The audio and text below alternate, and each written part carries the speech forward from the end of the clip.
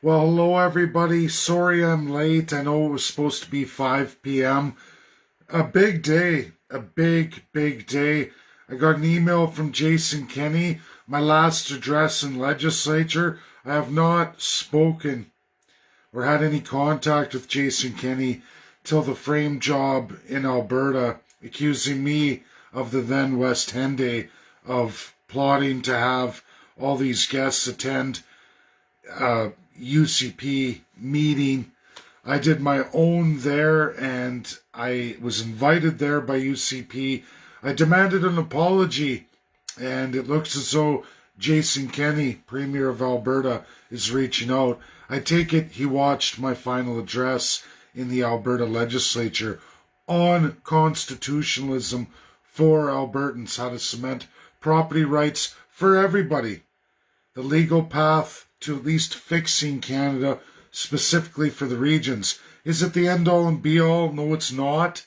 It's a good way there. He hasn't officially endorsed it or refused it or in effect given me an official apology. I guess that would be in future talks should I remain in Alberta, which I'm already on my way out.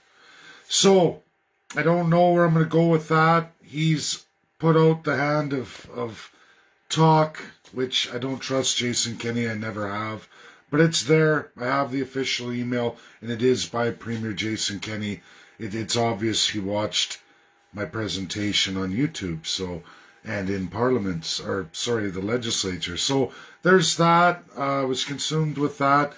The second thing is I entered into dialogue with highest doctorates of Kiev, Ukraine. We had all-out, not battle, a discussion where the welder, the economist, defeated not only Ukraine academics, top UK academics, United States of America academics, and Canada academics. Just did a 1-hour session with them. And lo and behold, who wins the round of the day? ICJ. The fraud, the propaganda to every Canadian, every American, every citizen of the United Kingdom of Canada, and absolutely Ukraine. You're being taken for a ride. Everything in the statutes of the ICJ goes all the way back to League of Nations. We're not the League of Nations.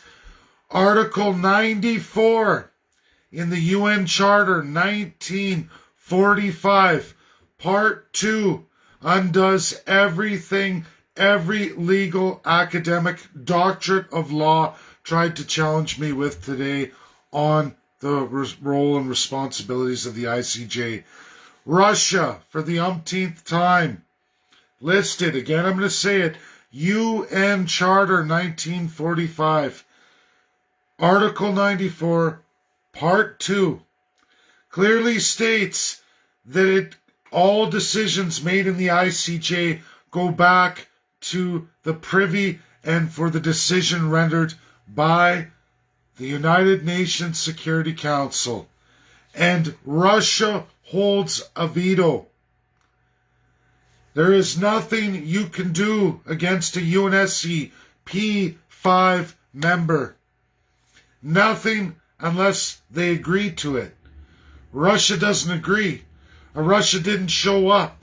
Russia doesn't want to participate with Ukraine. And Russia, should the ICJ decision go forward to the UNSC P5, who all hold a veto, Russia will veto any actions against Russia. So everybody knows it is voluntary, not compulsory, for a state, if they give notice to the ICJ, they wish to terminate ICJ. Do you know who terminated ICJ? May 10th, 1994, after the fall of South Africa, Canada was quick, beginning in 1985, following the first round of destruction against South Africa by the UNSCP-5. Those years, 9 years, Canada was quick to rewrite their entire criminal code and say, whoa, wait a minute, We don't need international law applied to us from the ICJ or any UN state. We take care of it ourselves. It's all a scam. By the beginning of 1994, following into the spring, Canada drafted and finalized their removal of the International Court of Justice, never to be bound for any gross, grotesque human rights violations. We are a garbage country. Ukraine, I'm sorry to say, I defeated top legal minds, doctorates of law, with just mere pen and paper. Russia's not to be held accountable because Russia will not drop the hammer of justice upon themselves. They will veto any action resulting from the ICJ in the UNSC. That's it, folks. And there spells the end of any actions of any allies against a fellow ally in the UN. The five, the power of the five, together or in conjunction. If a veto's rendered, it's over. And there's nothing anyone can do about it. Russia will veto. It's all a game, a show, a con job for Joe Jane. There's a glorious video on YouTube right now of a Russian family showing the cost of gas 5 times less than Canada. And everybody, just because USA devalues the ruble internationally, it's what the ruble's worth by the domestic Russian. They're doing a hell of a lot better than the average Canadian. The poorest of the poor family, a father running a video with his wife and baby driving the cheapest car you can buy in Russia, shows absolutely everything. And his glorious home where someone in downtown Toronto or Vancouver would be crying in their soup. We're all being played. We're all being raped, pillaged, and plundered by Joe Biden, Boris Johnson, and Justin Trudeau of Canada, leader of the NWO. It's that sick, it's that true. Reality, and I just defeated a room full in actual text and in word of speak. I defeated all legal positions of all those countries. Done, sealed, certified. They're all going back to their respective nations. Top legal minds in all respective countries going, ooh, wait a minute. Yeah, wait a minute. Wait a minute. Games, propaganda, and more games. This is what the world is. A joke. A joke for anyone who believes they can take any UNSCP 5 member. Now you can. Now USA can force anything they want upon Russia. But everybody understand this. That is World War III, which means all bets are off. Anyone who wants to invade your country, whether you can defend yourself or not, is fair game. Anyone traveling to any country in the world, you've lost all protections worldwide. You could be arrested, detained. Horrific things can be done to you all over the world. I would be very careful should such a thing be rendered. Should one of the UNSCP 5 breach the peace with Russia and breach the binding UN Charter 1945, it will be World War III. And the repercussions of that go way, way beyond the allies, all of them entirely. Every nation becomes a free-for-all. Means might is right. We go immediately back to might is right. This isn't small potatoes, folks. Shooting your mouth off from countries like Canada, building up big military presences in foreign countries, saying you're going to fight, having your citizens be able to volunteer for foreign armies.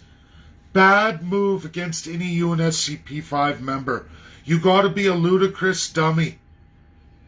A ludicrous dummy. UK and USA are not going to cross those lines. But what about the rogue regime Canada? You've all seen their letter in the ICJ I provided for all of you, where they remove themselves. Very limited scope and scale that they'll allow ICJ into any binding judgments against them. Completely removed from it. We're a joke country, we're a lie, we're a farce. And why are we a farce? Because we're a crown colonial design from the League of Nations, pre-League of Nations, during the Age of Empires. An illegal system of governance alive and well today. Which brings me to you, Dr. Leslyn Lewis, running for the leadership of the Conservative Party of Canada. My challenge is simple to you, as Premier Jason Kenney now has in his hand my glorious presentation about constitutionalism. Leslyn, will you follow Susan from Barbados and end the crown? Will you, in your leadership run, promise the people of Canada absolute constitutionalism? Will you put that in your platform on International Women's Day of all days? Your chance to show all Canadians you're not just another piece of shit politician, that you're not some black-face woman who's just a fraud, another fake, another phony, who's just going to follow the crown and abuse Canadians. You have a chance. Susan from Barbados started and went the road of Governor General in Barbados, ladies and gentlemen. Did exactly what I present to all of you. She took Governor General. She took control of the military, the government, and established a republic. Down with the crown. She abolished it. Once in the position of Governor General, is now the President of the Republic of Barbados. They're all writing the Constitution right now. I will be one of the first to read that Constitution. Unbelievable. Leslyn, you have a chance now. I can bring forward the world's greatest minds from the top legal institutions worldwide for a cost of $161 million. Town halls in every community, every reservation, in every minority language represented in Canada. Absolute to bring forward power of the people, rules of governance, how to govern, and accountability. For the first time in Canadian history, dismembering the entire Canadian Constitution. That's what can be done in many months by you, the people, with the best legal minds brought forward. Ask all your questions. Build the Constitution you need in place to limit the politicians of today, yesterday, and all the days before. The abuse is horrific. The lies are out of control. The government theft, corruption, thief, rape, genocide is out of control. We're a farce, a joke, a lie. We're never going to ever see the United Nations Security Council, ever. We'll never get a seat, not as a rotating member, not as an observer, not as a crafter of international law. There is no way Canada can ever get there. We're far too gone in world standards. We're a joke. And most of the world knows this today, Canadians. You're living a lie. The ICJ is a lie. Canada, again, quit the ICJ. 1994, with the fall of South Africa and apartheid. What do you think we are doing to the First Peoples here in Canada? What do you think we've been doing the entire time? Since 1952, we had the power to change all that. And instead, the politicians picked up the crown and put it on their own head. This needs to be abolished. Follow Barbados. Leslyn, this isn't a scam. You can watch the video on YouTube from the legislature of Alberta. I haven't decided what I'm going to do with Jason Kenney yet. He's going to have to issue a public apology. He's going to have to do a series of things. He's going to have to make public announcements if he wants me to take him seriously. Because as it stands, I'm supporting Brian Jean. And Leslyn, I don't support anybody in federal politics anymore. But you have a chance. You can make a solemn promise and you can make a campaign platform on real constitutionalism. It's there. All this work is done for any politician who wants to run on it. The Liberals don't. Aaron O'Toole didn't. Jagmeet Singh doesn't. Maxime Bernier doesn't. Elizabeth May's new counterpart doesn't. No one in any federal party wants to. No premier ever wants to. Even though it's called for from 1867. But you can redo Canada. You can down the crown. Let's hashtag down with the crown. We'll see what you decide to do, because I'm not going to help. I'm not going to support you. I'm not going to do nothing. And I will slam you as hard as I slam the rest. Because anything outside of removing the crown and giving the power to the people will never fly any boats. You're all just corrupt liars, complete bullshitters, liars, thieves, and rapists. Every one of you. Doesn't matter the color of the face. Doesn't matter the religion. Doesn't matter the culture. All lies. We will always be exactly like Nazi Germany because we are the constitutional original build of Nazi Germany. Fact. Fact, Canadians, not fiction. And I'll keep blowing away as many academics, highest doctorates of law in the world, over and over and over again. And now it's going to be Joe Biden sitting there going, oh. But you already knew Joe Biden. Boris Johnson already knows. Dirty, filthy, corrupt Justin Trudeau already knows. The game is for the citizens. The game is for raping your wallets, stealing everything you have, and putting it in their fat fucking pockets. That's what Canada is. Disgusting, broken, a perversion, a rogue UN state, leader of the NWO, jumping to dirty nation leaders. Leaders like Joe Biden, whose son has no business running Ukrainian energy sectors. But he is. And why? Because he's the president's son, a drug addict, a criminal. This shouldn't happen. USA needs another amendment. They need a reduction in the executive power of president so that they must follow in all foreign relations and policies, and the power of executive can never breach the fundamental preamble of the United States of America and the Constitution and design of America out on the world stage. You do that and the world becomes a safer, secure, and better place. The UK has no constitution, unwritten, all customary law. Acts and bills change with the wind. Something I hate very much about Canada, but that's what we got from the UK. While UK has laws and better system designs than Canada ultimately, they disbanded all their regions. They're completely centralized. They have a 5-nation UN state status as a UNSC rep. Gives them tremendous power. Do they deserve it? After everything they've done worldwide, do they deserve it? No. When you look at ICJ statutes, they come from the League of Nations. It's why the UNSC P5 with the veto basically makes them judge, jury, and executioner of all international courts. Judge, jury, executioner. Individually or absolutely bound together. But they can never be vetoed by any or each other. Once they do that, it's over. That is the UNSC. That's why the League will never succeed.